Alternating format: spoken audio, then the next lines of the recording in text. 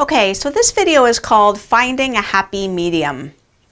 And what do I mean by that? Finding a happy medium in what? Well, finding a happy medium between, on the one hand, having our food be so incredibly sexy and important and the focus of so much of what we do and what we think about in life, on the one hand, and on the other hand, making our food so drab and Spartan and,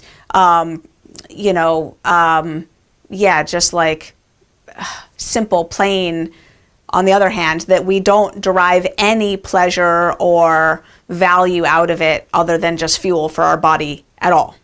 So those are extremes, and I want to invite you to find a happy medium between the two. I want to let you know that after a long, long time, well over a decade of living this way, eating this way, I really enjoy my food.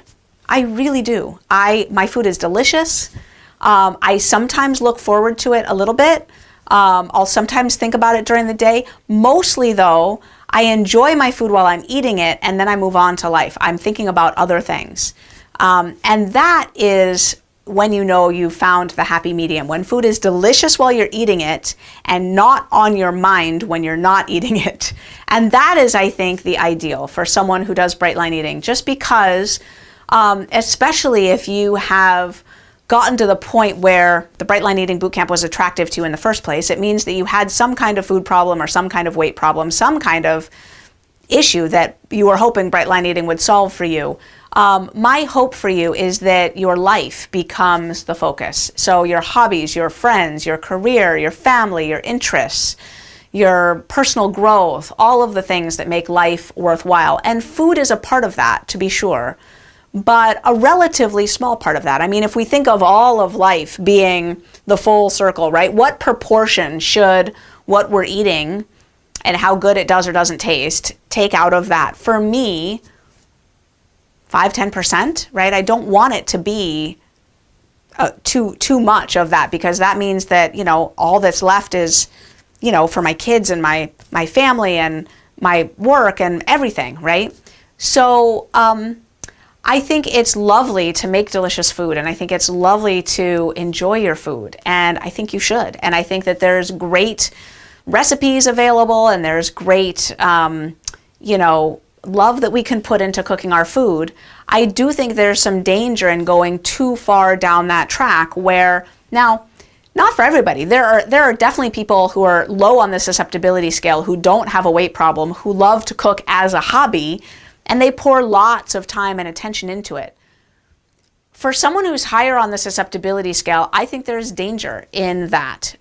It's part of the disease of food addiction is, getting wrapped up in what I call food porn, which is, the Food Cooking Network and the, recipe books and all of that stuff. I think there's part of a food addiction element there.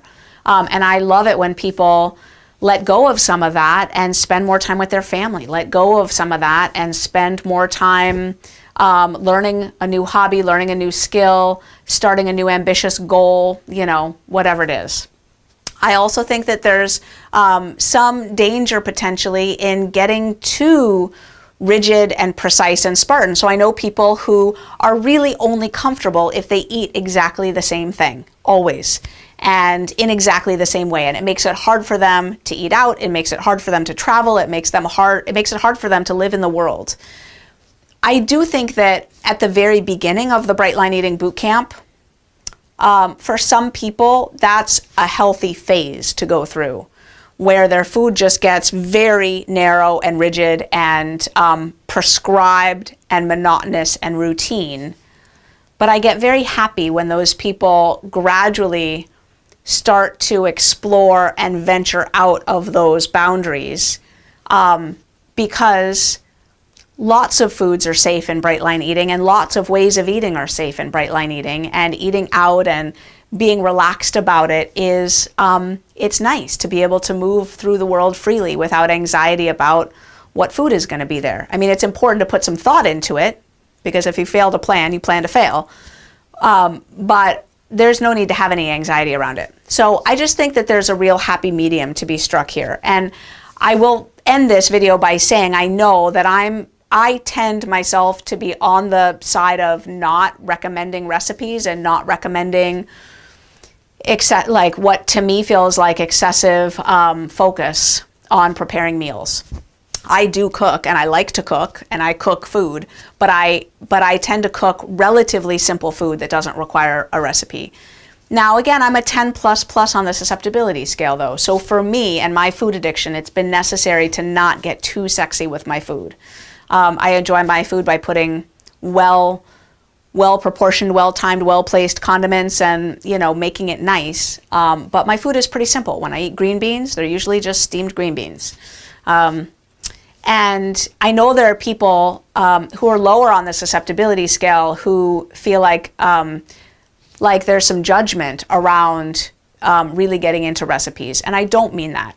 There is no judgment. If you're not a 10 on the susceptibility scale, spending some time with a good recipe is just a great thing to do. And if you are a 10 on the susceptibility scale, occasionally spending some time on a good recipe is still a great thing to do.